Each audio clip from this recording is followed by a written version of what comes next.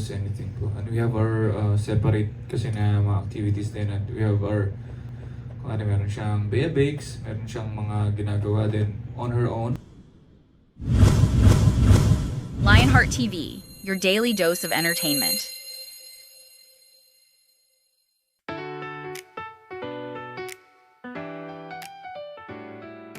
And ako meron din po akong sariling ginagawa, like may music, may comics, may books, and then hindi po siya yung parang dapat laging magkasama sa lahat ng bagay or sa lahat ng pag lumabas dapat magkasama lagi, ganun. So I think din po nanggagaling yun kasi we don't really force yung mga bagay-bagay for the fans and for everyone na parang makita lang na ganun. So yun po, parang meron po kaming freedom kahit pa paano sa as a human being din. Kaya siguro merong sabik kahit pa paano na magkasama kami. Kaya yun po siguro.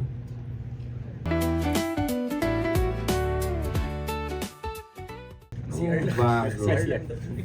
Ano ba? First namin, hindi naman. Kasi napag-horror na tayo. So napag-horror na kami, napag-comedy na kami. So ngayon, horror comedy. Ayun po siguro din ang bago. Magkasama, di ba? Magkasama kami dito. First time kami magkasama sa na-roll. And syempre po, siguro doing also a project like this, it's a horror comedy, diba? Parang I feel like it's not a usual type of horror and it's not the usual type of comedy.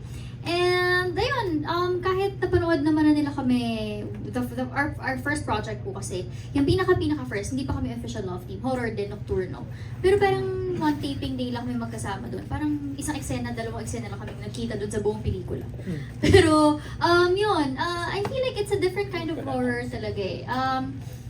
And for sure, since it's an adaptation, may idea na po yung mga fans, yung mga supporters, kung ano po yung magiging story, kung ano yung talagang structure, yung skeleton ng buong pelikula. Pero, ayun, siguro yung with the help of the team, with the help of, katulad nung sinabi po nila na it will be kahit paano Filipinized. Parang medyo lalagyan ng touch of us being Filipinos talaga.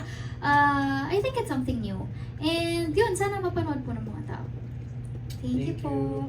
Again, good luck to your film. Thank you. Lionheart TV,